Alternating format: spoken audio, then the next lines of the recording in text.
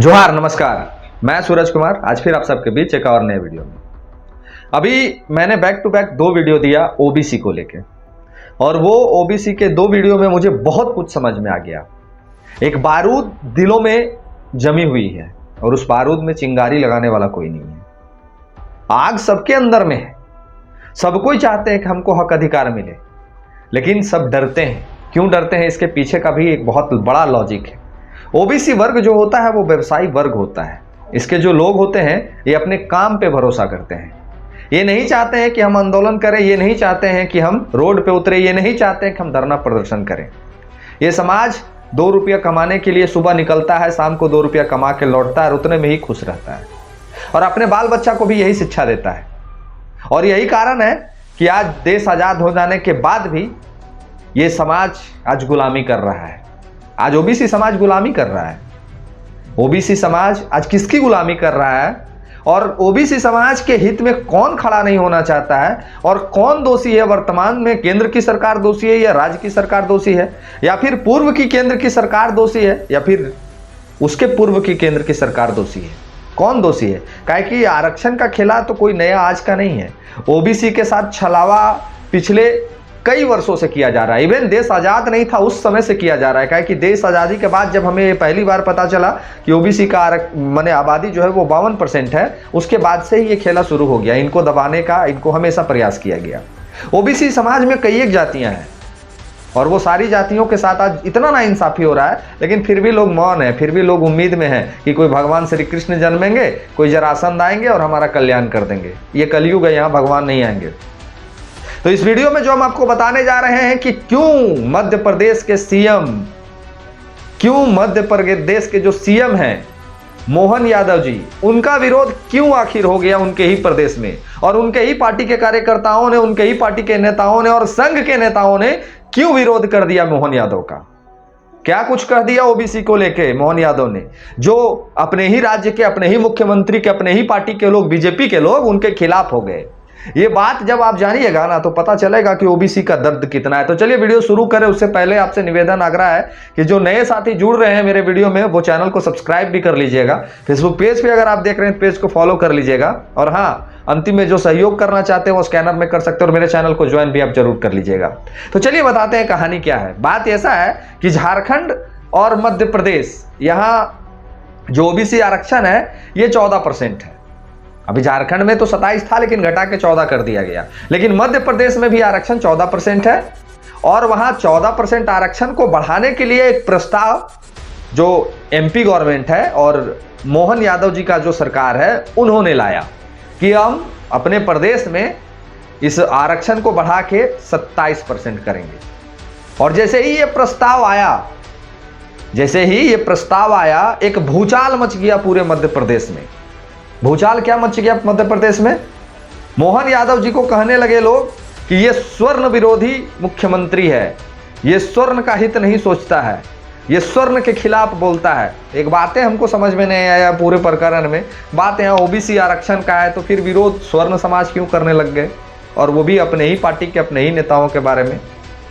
मोहन यादव जी ने क्या कुछ कहा है पहले हम आपको वो सुनाएंगे। ये हम इसलिए बताने का प्रयास कर रहे हैं कि झारखंड में भी सेम कहानी है। पूरे भारत की यही व्यवस्था है कि ओबीसी का कोई नेता अगर ओबीसी के हित में बात कर दे तो उसका नरेटिव लोग चिप देता है, और कोर्ट में मामला जाके फंस जाता है। तो कोर्ट में भी मामला क्यों फंस जाता है ये भी बताएंगे इस वीडियो में, और सारा चीज आपको समझ में आ जाएगा। काहे कि हम समझाते एक आसान भाषा में जो आपको बेहतर तरीके से समझ में आए। तो पहले मोहन यादव जी ने क्या कुछ कहा है ओबीसी आरक्षण को लेके, ये सुनिए पहले। इसमें भारतीय कम्युनिस्ट पार्टी, आप पार्टी, समाजवादी पार्टी, भारतीय इंडियन कांग्रेस, भारतीय जनता पार्टी, हमने सबने मिलकर के हमारे राज्य के ओबीसी वर्ग के आरक्षण को लेकर के जो सुप्रीम कोर्ट में प्रकरण चल रहा है, जैसा कि हम सबकी भावना है, ये चलने वाले कोर्ट के स्टे पर चूंकि कांग्रेस भी और बाकी अपोजिशन पार्टी भी और भारतीय जनता पार्टी भी सबने अपनी विधानसभा में भी इस बात को स्पष्टता के साथ रखा था कि 27% आरक्षण देने में हम यूनानिमस तैयार हैं। अब हमको बताइए कि मोहन जो यादव जी हैं, जो मध्य प्रदेश के सीएम है, वो तो ये कह रहे हैं कि सारी पार्टियों की सहमति के बाद हमने एक प्रस्ताव लाया। सारी पार्टियों की सहमति के बाद हमने एक प्रस्ताव लाया कि ओबीसी को 14 से उठा के 27 करना चाहिए, 27% आरक्षण करना चाहिए। वहां तो मांग 52% का होना चाहिए था, लेकिन चलिए सुप्रीम कोर्ट वाला वही 50% वाला पेंच फंसता है। तो 27% आरक्षण करना चाहिए। उसके बाद भी लोगों ने विरोध शुरू कर दिया। लोगों ने विरोध इस कदर करने के लिए तैयार हो गए, और विरोध करने वाला कोई दूसरा तीसरा चौथा नहीं है। विरोध करने वाले में बीजेपी के ही पार्टी के कार्यकर्ता और नेता हैं जो इनका विरोध करने लगे डंके की चोट पे। कहने लगे ये हिंदू विरोधी है, ये नहीं चाहता है कि स्वर्णों का विकास हो, ये स्वर्ण विरोधी है। और पता नहीं मोहन यादव जी को का नहीं कह दिए बीजेपी के और संघ के लोगों ने।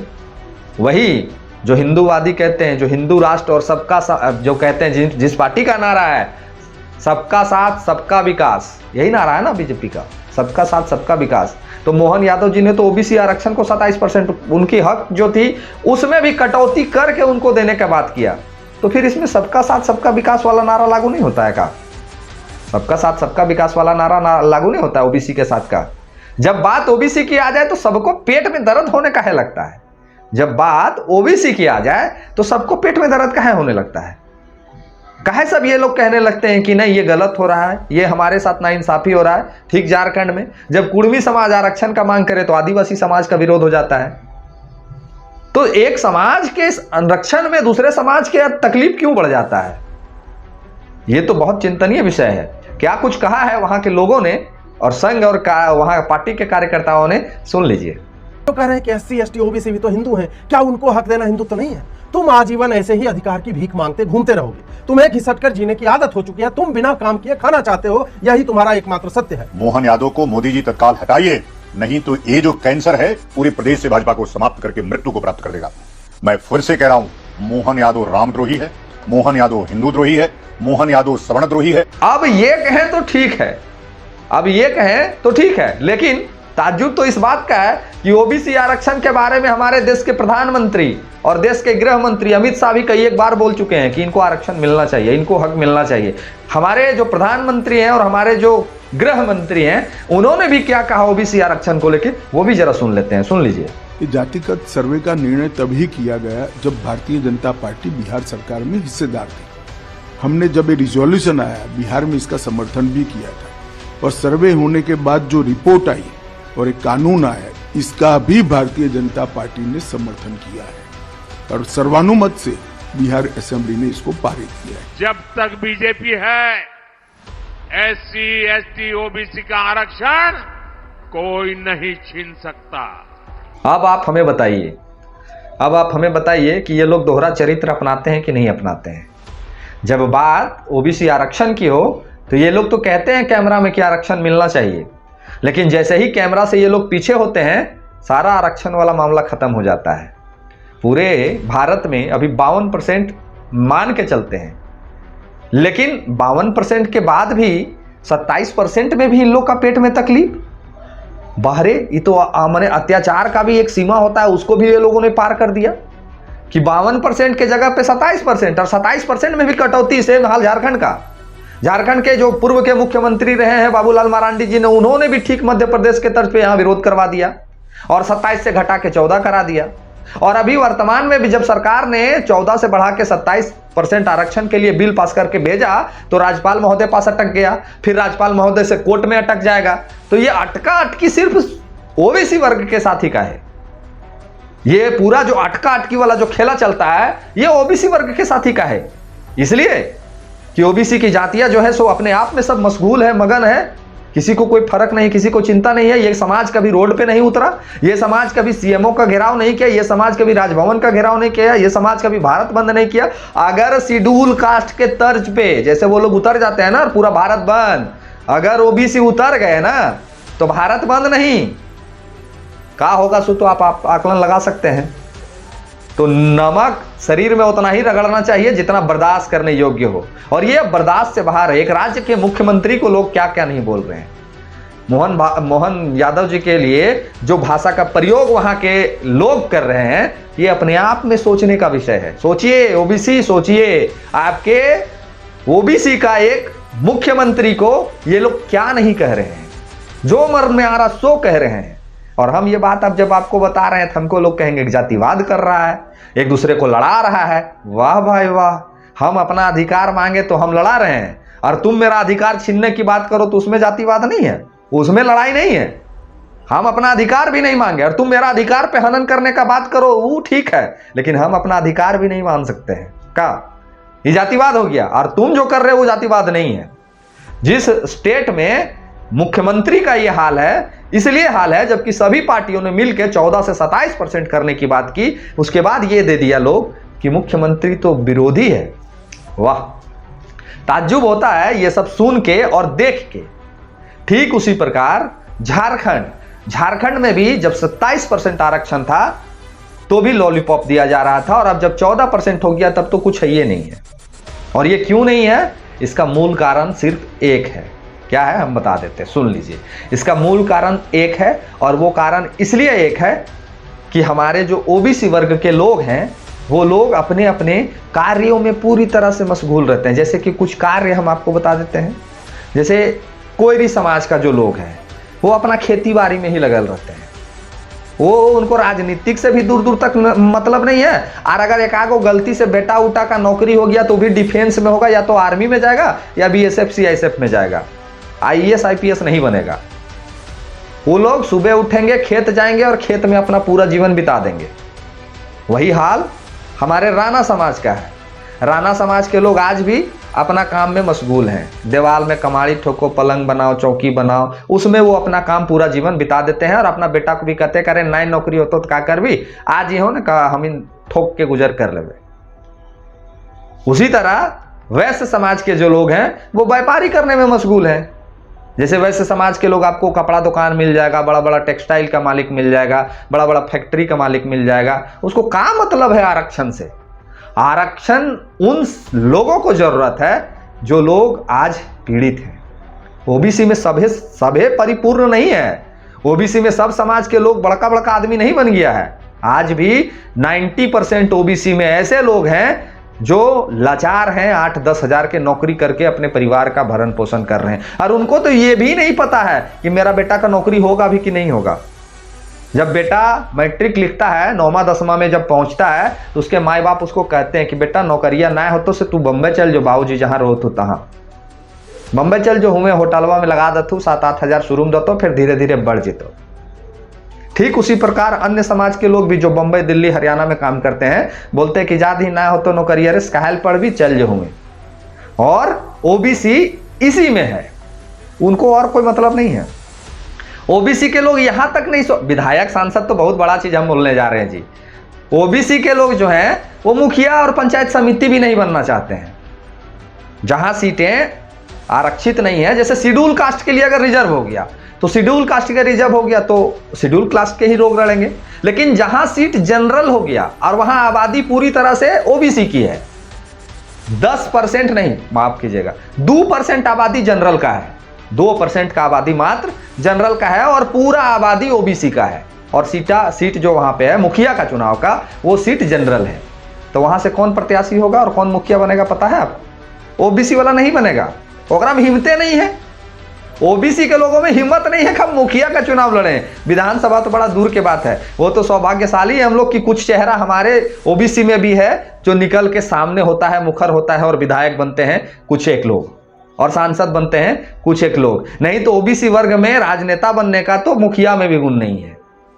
अगर 2 घर है, 2 घर है, बहुत ऐसे एग्जाम्पल है, 2 घर है, वहां एक घर अगर माने जनरल समाज के लोग रहते हैं तो मुखिया वही घर के बन जाएगा। ये स्थिति हमारे ओबीसी समाज की है। इसको कोई मतलब नहीं है, ना राजनीतिक से कोई मतलब है, ना नौकरी से कोई मतलब है, ना ये कभी सोचे हैं कि हमारा बेटा हमारा बेटी आईएएस आईपीएस बन सके, जेपीएससी निकाल सके। इनको वहां भी कोई मतलब नहीं है। इनको मतलब अपना काम से है। कल भी अपने काम में मतलब रखें, हमारे जो पूर्वज कल भी अपने काम में मतलब रखें और आज इस स्थिति में लाके ओबीसी को खड़ा कर दिए। और आज का भी जो जनरेशन है वो भी इसी चीज में मतलब रख रहा है। चलो भैया चले बंबई, चलो भैया चले हरियाणा, चलो भैया चले दुबई, इसी चीज में मतलब रख रहा है। और यही कारण है कि आज आपका जब मुख्यमंत्री भी बन जाता है तो उसका विरोध हो जाता है। यही कारण है कि आज उसका जब मुख्यमंत्री भी बन जाता है तो उसका विरोध हो जाता है। याद कीजिए लोकसभा चुनाव, ढुल्लू महतो चुनाव लड़ रहा था, उसका अपना ही पार्टी का लोकराज सिन्हा विधायक जो भी वर्तमान का धनबाद में विधायक है, वो ढुल्लू महतो का विरोध करता है। उसका वीडियो हम चलाए थे। याद कीजिए लोकसभा का चुनाव, ढुल्लू महतो ओबीसी से चुनाव लड़ता है और उसका विरोध कौन करता है? तो राज सिन्हा, जबकि अभी राज सिन्हा बीजेपी से विधायक है। ये अत्याचार है ओबीसी पे, और इस अत्याचार को ओबीसी हंसते हंसते सह रहा है। हंसते हंसते कट जाए हमारे रास्ते और लग जाए ओबीसी पूरे रास्ते। ये अत्याचार ओबीसी पे हो रहा है और ओबीसी हंसते हंसते ये तमाम चीजों को सहन कर रहा है। इतना ही पे नहीं रुकता है, इतना ही पे नहीं रुकता है। ओबीसी बड़ा दिल वाला माने जाति है, बड़ा दिल वाला संगठन है, बड़ा दिल वाला समुदाय है। इसलिए हम बोल रहे हैं साहब, ये नेता बने ना बने, राजनीतिक पार्टियों में इन्वॉल्व इनकी जरूरी होती है। ये नेता, मंत्री, विधायक, मुखिया, पंचायत समिति प्रमुख इत्यादि बने या ना बने, लेकिन इनका सहभागिता बड़ा दिलचस्प होता है। ये चुनाव में बड़े एक्टिव होते हैं। किस चीज में एक्टिव होते हैं? दूसरे बड़े पार्टियों का झंडा टांगने में। किस चीज में एक्टिव होते हैं? आगे के फ्रंट लाइन में जो बैठेंगे उनका कुर्सी लगाने में। ये एक्टिव होते हैं किस चीजों में? दर्री बिछाने में। ये एक्टिव किस चीजों में होते हैं? जब नाश्ता बांटने की बारी आएगा तो 4 गो आ जाएंगे ओबीसी के छोड़ और कहेंगे क्यों नाश्ता हम ही चला दे, नेता हमारा शायद पहचान लेते हैं। इस चीजों में ये एक्टिव होते हैं। ओबीसी के लोग कभी ये नहीं सोचते हैं कि हम नेतृत्वकर्ता बने, हम सामने आए, हम लीडर बने। नहीं, ये कभी नहीं सोचते हैं। ये सोचते हैं कि लीडरवा जोरे मेरा एगो फोटो खिंचा जाता, विधायक जी, सांसद जी जोरे, तो हम फोटो लगाते हैं स्टेटस में और कहते हैं अरे मेरा विधायक साथ एक फोटो, समाज को लेकर चर्चा करते हैं हम अपने सांसद महोदय के साथ। ये सोच रखता है ओबीसी। अभी ओबीसी की जो संख्या है उस संख्या के अनुपात में इनको लॉलीपॉप के बराबर में आरक्षण है। ओ नहीं, लॉलीपॉप 5 रुपया में होता है। 5 रुपया वाला जो चरनिया 10 पैसिया चॉकलेट में चलता था ना, लेमचूस जिसको बोलते थे, वो एथिया वाला, लेमोइया वाला, उसके बराबर आरक्षण है ओबीसी को। उसके बाद भी ओबीसी नींद में सुतल है, खुश है, पूरा खुश है। कहना नहीं है, तो कहना नहीं है। यूट्यूब में, फेसबुक में रील स्क्रॉल करेंगे, शॉर्ट स्क्रॉल करेंगे और देखेंगे और कहेंगे कि अब तो हम बनिए गए हैं, अब तो हम करिए लेंगे, अब तो तीर मारिए देंगे। ये चीजों में मशगूल है ओबीसी। अगर सच में आपका अंदर का कुछ बचल है ना, सच में कुछ बचल है, तो इस लड़ाई में साथ दीजिए। नहीं तो हम तो गए, हमारे पूर्वज भी गए, और मेरा जो भविष्य आगे मेरा बेटा बेटी है उसको भी ये लोग उसी लाइन में लाके खड़ा कर देगा। यहां ओबीसी में प्रधानमंत्री नरेंद्र मोदी जी ओबीसी, अमित शाह ओबीसी, हमारे गृह मंत्री, तो क्या उसका बेटा बेटी का तुलना आप और हम करिएगा? अगर सच में आपके और हमारे बारे में ये सब सोचते तो आज ओबीसी का आरक्षण 52% होता पूरे भारत प्रदेश में, और इसके लिए कोई सुप्रीम कोर्ट और कोई हाई कोर्ट और कोई जजमेंट की जरूरत नहीं थी। एक बिल पास करना था, जो बिल ओबीसी के लिए नहीं पास करके ये लोग ईडब्ल्यूएस के लिए पास किए। ईडब्ल्यूएस का 10% है आबादी पूरे भारत में है। इसकी जनगणना की सूची इनके पास कौन भेज दिया? किसने? ना कोई आंदोलन, ना कोई रोड में बगावत, ना ही धरना प्रदर्शन, ना ही सीएमओ का ऑफिस का घेराव, ना ही राज्यसभा का घेराव, ना ही विधानसभा का घेराव, ना ही राज्यपाल का घेराव। कहीं सुने क्या? ना ही कहीं अनशन, कहीं सुने क्या? नहीं सुने। क्यों नहीं? अब बताते हैं क्या कारण है इसके पीछे का। इसके पीछे का कारण है कि वो शुरू से समृद्ध रहे हैं। वो शुरू से समृद्ध रहे हैं और समृद्धि उनके पास इतनी है कि हर वो ऊंचा ओहदा में, चाहे वो जज हो, कोर्ट चल जाइएगा, कोर्ट में जो सबसे बढ़िया वकील होगा ना, उसको पूछिएगा कौन जाति से आता है। जो जज होगा ना, उसको पूछिएगा कौन कास्ट से आता है।